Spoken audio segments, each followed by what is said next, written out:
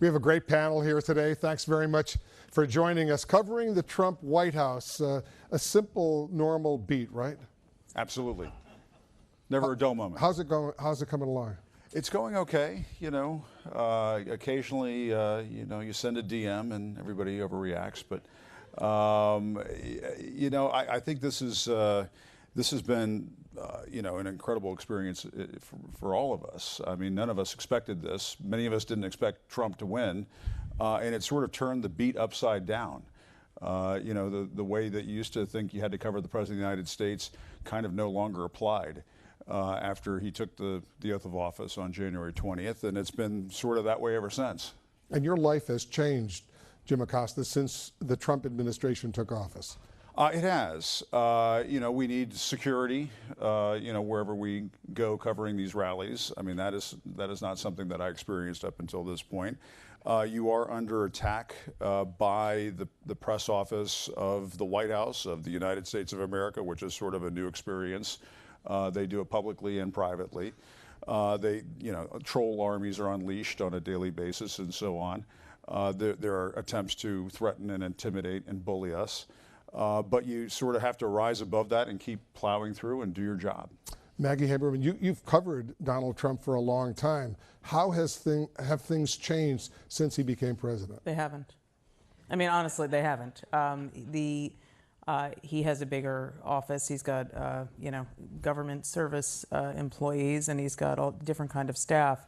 He's got some people who are career government professionals who have been around Washington for a very long time, but for the most part, he has crafted his administration in his image with his specific issue sets at play and with, you know, his belief that he should be his own spokesman, comms director, chief of staff, and that he should take a very aggressive posture toward the press. I don't think that they are the first White House to be adversarial with the media, and I think it's important to bear that in mind when we talk about them, but the way they go about it is fundamentally different than what I've ever seen. You've never seen a president of the United States refer to the American news media as the enemy of the people. No, and it's not as if it hasn't been explained to him that that's deeply problematic language that is, you know, echoed by or deployed initially by autocrats around the world. He doesn't seem to care. Olivia Knox, in addition to being a White House correspondent, you're the president of the White House Correspondents Association. You've got a tough assignment there. Yeah, you know, as regards the enemies of the American people, as a half Frenchman, I appreciate that the president's recycling an excuse from the French Revolution. But yeah, it's difficult. I mean, one of the things people only know about it is our annual dinner, right? They don't realize what we do day to day. And what I spend about 20 to 25 hours a week on is mostly logistical. It's mostly about, can we get the press into this event, to see this event, to ask the president questions? Are we going to get a press charter to that destination? Can we get a satellite truck into this site? It's very heavily logistical. And on that score, they've been relatively conventional. I tell people I was attacked by a Gore supporter in late 2000, by Kerry and Bush supporters in 2004, and I still date my career pre and post February of 2017, because when he unfurled the enemies of the American people line, you know, my kid burst into tears the next day and asked me whether I was going to be put in prison, and that has a deeply personal impact. It's a pretty shocking development. How worried are you, as the president of the White House Correspondents Association, about the security of White House reporters and photographers? Worried enough that we created a White House Correspondents Association committee to track threats against our colleagues, and inviting all of our colleagues to report to us if they want to, threats against them, and to connect them with organizations that have had historically more of a mission, like the Committee to Protect Journalists, for example. They can walk a reporter through step by step how they should respond to a given threat. So that's how much more worried we were. So when you, as the president of this association, speak with top White House officials and say, you know, the president should not be speaking like this, fake news, fake news, fake news, enemy of the people, what do they say when he continues to do so? The general consensus is, you know, I might agree with you, but there's nothing we can do. This is the president, again, as Maggie pointed out, this is the president being his own communications director, his own speech writer. I mean, he's literally thrown prepared remarks in the air and riffed, right? So there's basically, it's mostly, some of it is shared concern, but a lot of it is like, what do you think we can do about it? Maggie, does he not understand the message his words send, forget about here in the United States, but to tyrants and bad people all over the world to deal with their disruptive news media? Well, again, I mean, I think that tyrants and autocrats all over the world were already dealing with their news media that way, and that's But doesn't he give them a little bit of encouragement? It certainly gives them the sense that they are not going to be policed quite the same way in terms of how they are. I don't think he cares. I mean, it's not that he doesn't understand. It's not that these things have not been said to him. One of the things that I get asked all the time is, hasn't anyone explained to him X, Y, Z? Yes, many, many times. He simply does not care, and people can do with that whatever they want. But our safety and the fact that we are endangered, or that my children, just like yours, are sobbing because they're afraid of what's going to happen to me or to them, is not of concern to him. All he hears are the cheers from the crowd when he gets up and says it. You've covered him from the beginning. Why do you think he's refusing to budge on this issue? Well, you know, gosh, I don't want to go too deeply into his mind on that subject. I think that what we have seen since the beginning of his campaign, remember he began his campaign by demonizing Mexican immigrants, calling them rapists and criminals, and that approach has not changed since day one of his run for the presidency. I think he does it, and this is what I've been told time and again, as sort of an act. You know, I've been told by so many people this is an act. He's just doing his reality TV shtick. Instead of you're fired, it's you're fake news. But the thing that people don't get, and the folks at these rallies don't get, is that it's an act. And they think he's deadly serious. And so they take up the cause and they come after us. And just to pick up on what Maggie and Olivier were saying, yes, administrations have had adversarial relationships with the press before. I've gotten my share of nasty grams from Josh Earnest and Jay Carney and so on. But this is a whole other level. The United States of America is supposed to be the standard bearer for democratic values all over the world. And for the President of the United States to go around calling us fake news and the enemy of the people, to me, it's just sort of, you know, I don't understand why this is even a debate or a discussion for journalists. It's wrong. It should be labeled as such, and we just shouldn't, there shouldn't be, well, on the one hand, you know, I understand why he's doing this, and on the other hand, I don't. To me, as journalists, we should all really band together with the understanding that we have to push back on this. We have to make sure it's known as much as possible, as often as possible, that we're not going to tolerate this. Yeah, but this is the problem, is that he thrived in a media environment for decades in New York City where he pitted two tabloids off against each other. Yeah. And he actually was really successful at that during the campaign. And the mindset of the media is not to act as if we are all one. We are a very competitive group of people. And he uses our processes against us frequently and routinely. But don't you think, Maggie, that I agree that he's going to pit one against the other? I'm not saying it's good. I'm just saying I'm just saying that. But what I say to people is, and I have this conversation with folks, is okay, let's game this out. Mm-hmm. Let's game this out. Let's take it to the end of the process. And the process always ends with, well, we don't stick with one another. We don't stand by one another.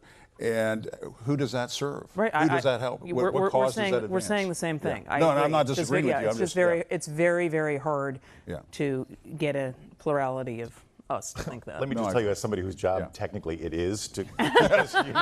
Sorry, Olivier. Yeah. I mean, would you? It really is difficult. I mean, and by the way, it has been difficult. It was hard under the Obama folks were really good at slicing and dicing the press corps. You know, we'll let the photographers in and nobody else. Okay, we'll let the cameras in and nobody else. We'll let the writers in and nobody else. And what happens? You know, so this predates him. Sure. But it is enormously difficult because we're all competing. Now, I would argue that actually we've been oddly filled with solidarity. Well, I think we've gotten there, yeah. But it's a constant process of making sure everyone's on board with certain things. And it's not an easy one. And Olivier did an incredible statement the other day after the Trump rally in Montana when Trump praised Gianforte for assaulting Ben Jacobs. The congressman. We haven't seen a whole lot of those kinds of statements out of the Correspondents Association, it just sort of pointedly saying this is not acceptable. And I thought that was a good development. I agree. And Olivier, I spent 7 years as a White House correspondent during the Bill Clinton administration, worked closely with the White House Correspondents Association. Talk about the decision to go ahead and issue that very tough statement, effectively condemning the President of the United States for applauding the body slamming of a journalist who was simply asking a congressman about health care. Well, first thing I'll say is I regret having taken Thursday night off. Having said, I'm just going to get a couple drinks with some friends. I'm not going to look at Twitter. I'm not going to look at my phone. I'm not going to look at email.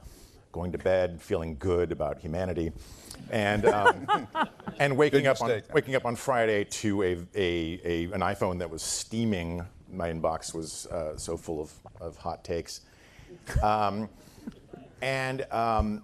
know, the first thing I did was I went back to look at exactly what he said, because one of the things you discover when you become the president of the White House Correspondents Association is that a lot of people want you to talk about a lot of things. A lot of people want you to issue statements about a lot of things. And a lot of those people are wrong. And so you got to go back and see what did he say exactly? Does this fit into our sort of traditional mission?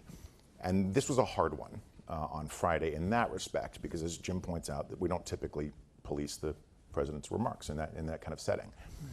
I had a tough conversation with my kid, who was sort of nervous and agitated about this latest, encouragement basically to attack reporters. And so I did what I always do. I reached out to a couple of my fellow board members and reached a quick consensus that this was one of those rare times when this sort of statement is warranted, and pointing out that this was celebration of a crime by someone who has vowed to uphold the law, and an attack on the First Amendment by someone who solemnly swore to uphold it. It's not easy. I hate making news, absolutely hate it. I don't know how those of you who are newsmakers do that. I'd rather cover the news than be in it. But it seemed like the statement I released in August about CNN's Caitlin Collins being blocked, it seemed like the right thing to do. It was absolutely the right thing to do, and we applaud you and the White House Correspondents Association for releasing that statement.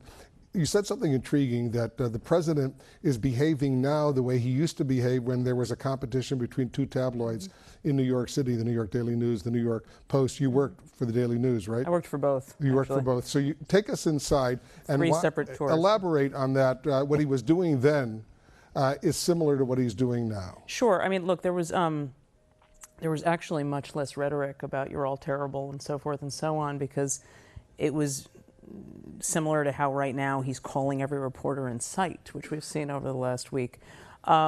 He would call the New York Post gossip page, page 6, and he would very often do it as a source close to Donald Trump. And he would provide anything from details about some new property he had acquired to his relationships. I reported recently that he informed a Page 6 reporter that he was planning to divorce Marla Maples before he had told Marla Maples, but told her this as a source close to Trump, and he's told it in order to kill another story that she was working on. He was able to encourage the Daily News to want to get in on this, right? So he would feed one paper something, and then he would pique the other one's interest, so then he would give something there, and he would try to set the terms of engagement that way, and it mostly worked. The Daily News did not play along with him as much as the New York Post did, but he basically got the message that the press was transactional, that he could shape what he wanted, and that he was not going to get asked a ton of tough questions, particularly about his business. And it's not as if his business was not actually covered in New York. It was. But a press corps that's dedicated solely to covering the government, not him as a personality, is something that is completely new to him. But he is still trying to use the same tricks, and some of these are just the tricks of the trade, to Olivier's point. I mean, every White House does some version of this. He just pours accelerant on it the way he does everything. Did he, in those days, lie a lot to the news media? Yeah. Yeah. I mean, the Trump Tower, he always says it's 66 feet tall, stories tall. It's actually 58. So, I mean, and I don't even remember the origin of that and why it had to be capped at 58. He was constantly talking about how much bigger his business deals were than they actually were, how much bigger his net worth was than it actually was. I mean, that is the constant of Donald Trump, is exaggeration at best, lies at worst about himself. And he utters falsehoods now, Jim. How do you, and you know it's not true. Talk a little bit about how you deal with that. Well, and I tell people this is one of the reasons why that Trump supporters have such a negative view of media organizations outside of conservative media, because we spend a lot of our time fact-checking the president. We're spinning our wheels pretty much from the morning we wake up and look at our phones to the moment we go to bed at night and put our phones down. We're fact-checking the president, and it drives people crazy because we're constantly pointing out these falsehoods. There were a few whoppers over the weekend where he was talking about how he was on the verge of unveiling this middle-class tax cut, and that he was going to get it through the Congress. And Congress, first of all, is not in session. They're campaigning right now. And, this is just something he blurted out of the clear blue. This is not something we've heard them talk about before.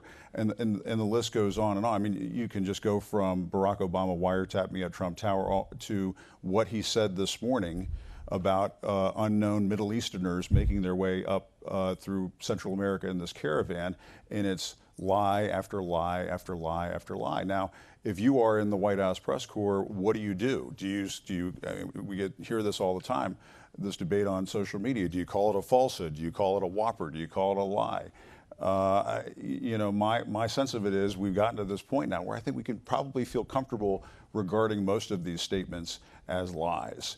And he's just a dishonest, deceptive person, and it is how he built his media and real estate empire, and it's how he built his political brand. He is the original birther. He's the birther in chief. The foundation of his political career was Barack Obama wasn't born in the United States. One of the biggest lies, if not the biggest lie, in American political history. How do you deal with that, Olivier? Well, I'm a little bit removed now that I'm doing an evening show more than I am the daily tick-tock of the Trump administration. One of the stories that I did when I was still in print, so last year, had to do with how are America's allies and international partners, how are they coping with this unusual, unorthodox White House? And the thing that came back again and again and again in conversations with major allies was, yeah, no, we get McMaster on the phone just fine. We get Tillerson on the phone just fine. And they talk us through the policy issues as they see them. And at the end of every single phone conversation, they say, but he hasn't tweeted. An NSC person told me, you want the president 100% engaged on your issue or 0% engaged on your issue, and anything in between is death, because you neither have his direct instructions nor total freedom to act.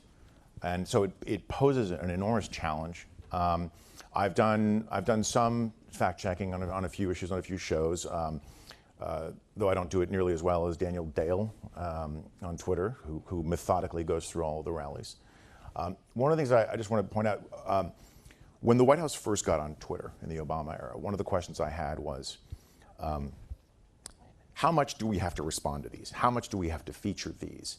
If we ignore it, are we ceding this enormous space to a very powerful political institution? Like, do we have a responsibility? We were getting away from what was called the day story. We were getting away from the important driving story of the day and doing a lot more enterprise.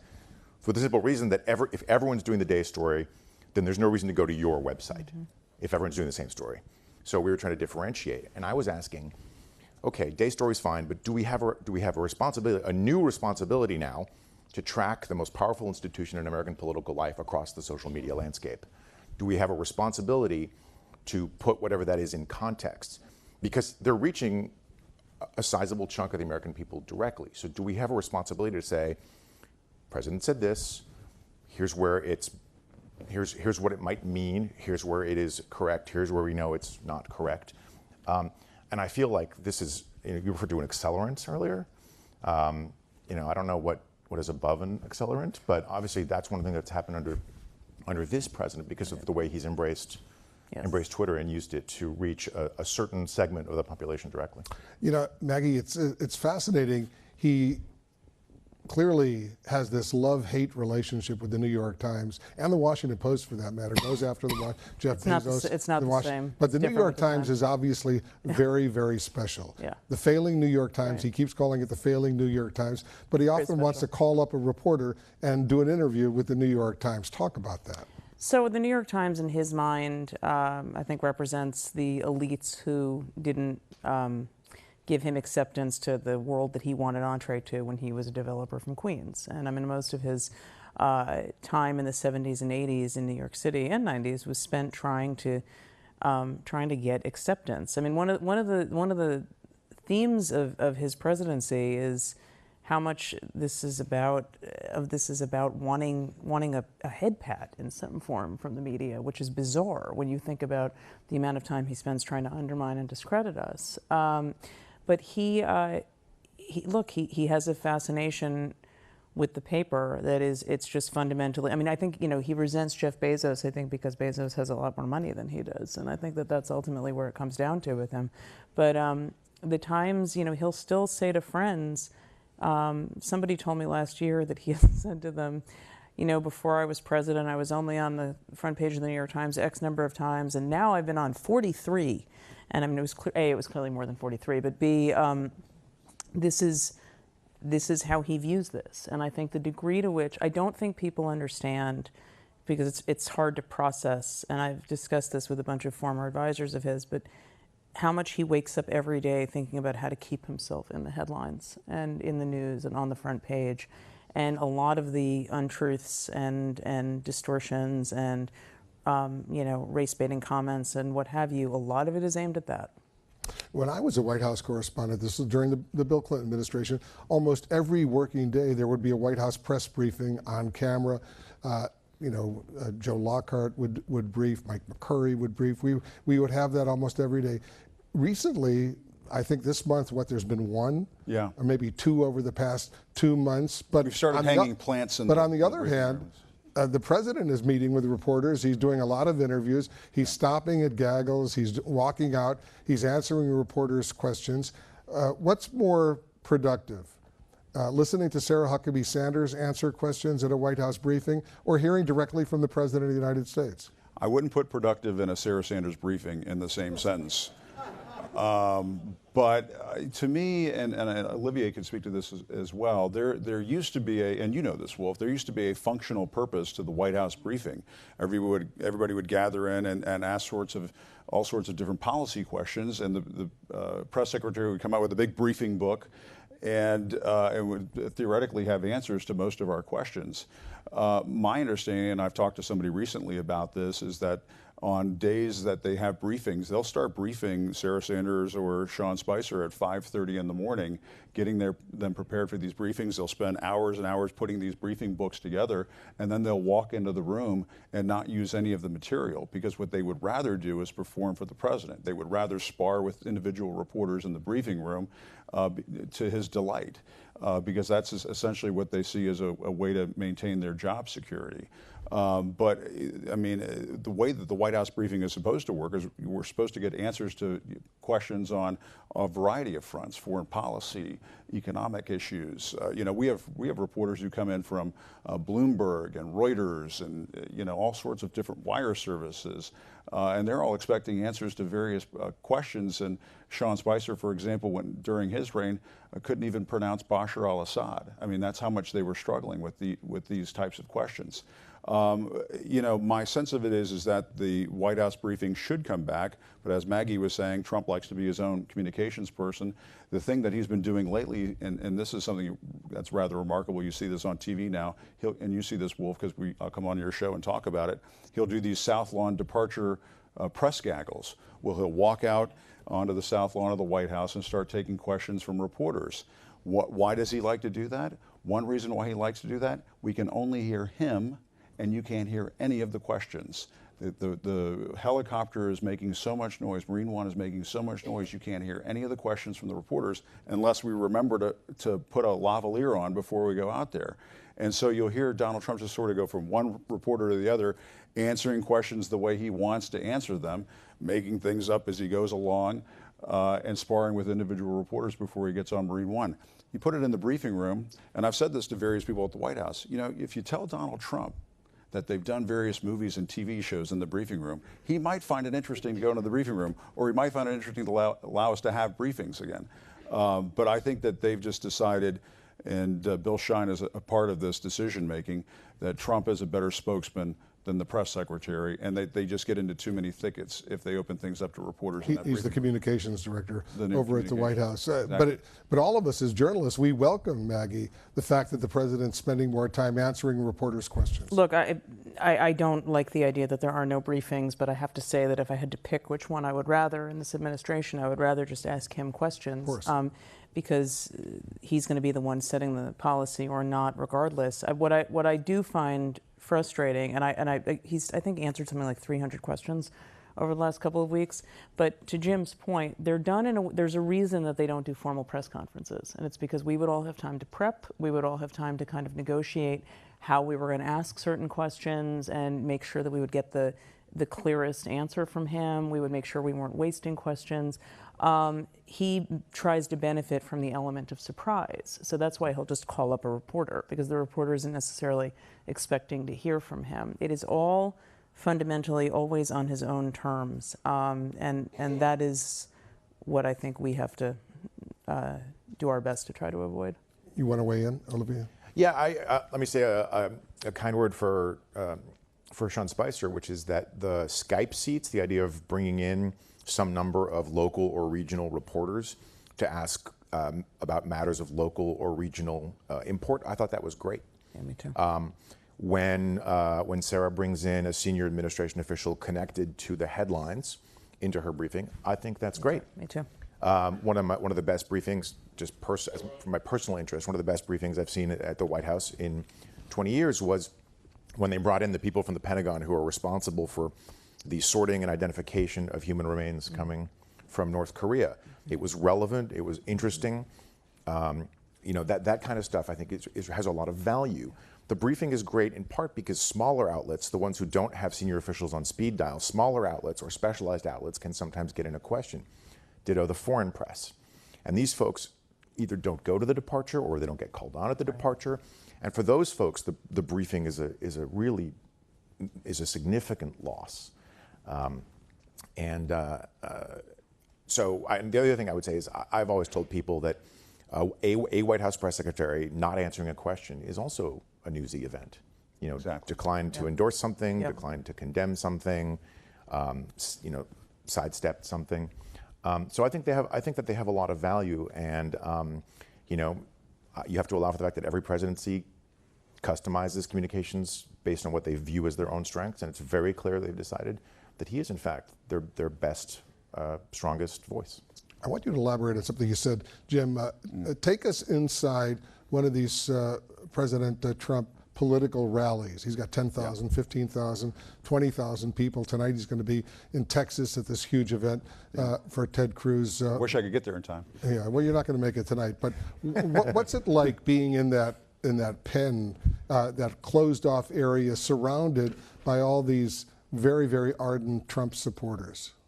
I'm going to try to use some great restraint in describing this, in part because, and maybe I shouldn't be so upfront about this, but if you want to ask me what makes me the most depressed about my job, it's covering the rallies. And it gets to the larger point of what it's like covering the President of the United States, and in particular Donald Trump. In many ways, the danger is not what Trump is doing to America. The danger is how America is changing under Trump. And I never thought I would see the day where I would go to a political rally and, people would give you a hard time. People yelled at me at Hillary Clinton rallies during the 2008 campaign. That would happen from time to time. And, and during Mitt Romney, people threw things at me and asked me, why didn't you ask about Benghazi or do a story on Benghazi? That happened when I covered Mitt Romney. But at rally after rally after rally, having the President of the United States whip people up into a frenzy and attack the press, to me, is the most depressing thing that I've ever witnessed as a journalist. And it's not so much that the president is doing it, it is that you have thousands and thousands of people who are willing to join in and do the same thing. At the rally in Montana the other night with Greg, when President Trump praised Greg Gianforte for body slamming Ben Jacobs, I remember looking over to the supporters in the crowd, and there was one guy, one young man, who was doing these body slam moves, you know, and he and his buddies were all getting a good laugh out of it. And then he looked at me and he goes like this, like I'm going to cut your throat. And, you know, I went up to him after it was over and I talked to him about it, and he was just sort of laughing about it, and I guess he wasn't serious about it. But to me, that's the Trump effect on America. It has normalized and sanitized nastiness and cruelty in a way that I just never thought I would see before. And when I was at that rally in Tampa and there were people, you know, screaming and yelling at me, it felt like we weren't in the United States anymore. And I suppose maybe I shouldn't talk about it. It's a sensitive subject. Trump people get mad if you paint them with a broad brush and so on. But I'm a strong believer, and we have this internal debate at CNN, I'm a strong believer in holding up the mirror to the country and showing people what's happening to America. And I think that's the healthiest way for us to get through this. What are they screaming at you? They're screaming fake news, enemy of the people, go home Jim, you know, words that, you know, one shouldn't use in public. You know, it's undoubtedly, without question, the most disturbing thing I've seen at a political event in my life. Seeing this happen at rally after rally after rally. And, you know, some of these folks are nice. They want to come and take a picture with you, and I'm happy to do that. You know, there's some of my colleagues and so on say, why do you talk to them? Why do you engage with them? Blah, blah, blah. My sense of it is that you lower the temperature in the room, you calm people down the more you engage with them. And in some cases, you're sort of calling their bluff, and they'll let down their guard, and you'll start having a conversation about it. But this going after the press business at these rallies, and I've said this to Trump people from time to time, it has to stop. I'm afraid somebody's going to get hurt. And there is security there. There is security for us, yes. You know, what worries me, Maggie, as someone who's, you know, been around for a while, the young reporters who go out there, the young producers, the young reporters, the young photographers, the technical people in their 20s, early 30s, you know, these people are very scared when they see this kind of stuff. Look, I began my reporting career working for tabloids and running from one of the falling Twin Towers. So this doesn't actually feel as scary to me, but I do think that a lot of people, this is their first interaction, to your point. I think people are out on the road much younger now than they were when I was starting out in this business. You had to start out doing other jobs before you were covering a president, and now because of digital and the fast pace of news, we all end up in them in different, you know, at earlier ages in our lives. There's not a great answer, right? I mean, it is scary. To be clear, it's not that I don't find this scary. I don't think it's the scariest thing I've ever seen. I think it is a really disturbing thing, and one of the more disturbing things that I have seen. And the degree, the lust with which people join into these chants that he's doing. There's no great answer other than to just keep doing it. But I will say that I was wearing my credentials at a rally in the South that the president did a couple weeks ago. And I didn't even realize I was wearing them, and a couple of other reporters said, I'm really surprised that you're wearing your credentials, because we've stopped wearing ours. And because people would ID you and start screaming. I mean, sometimes what happens is the president will also then go on these deeply personalized riffs. So he went on one about me at one of the Southern rallies, but he didn't name me, which I was told later he thought was some gesture of goodwill. But he, you know, he's going on and on about some grievance that he has with the press, and the crowd has no idea what he's talking about. I mean, so a lot of times there is a yes, he can whip up the crowd with, you know, look at those cameras in the back, but then he gets on these kind of like, you know, these rants and tirades and tangents that only he really understands, and it's weird to watch. and it's extraordinary to see that. You've been around, Olivier, for a while, me too. I don't remember a time when the press at a rally like this would be, especially the younger reporters, would be so scared. Yeah, we had a couple of bad scenes in the Bush reelect, where there was one rally in North Carolina in particular. There's something called the chute, which is between these two bike racks, because they'd stationed the press in the middle of the rally, behind these sort of bike rack enclosures, and they had what's called the chute. And the chute gets you from the outside, where the press bus pulls up, into that work area where they've got power and phones and the rest of it.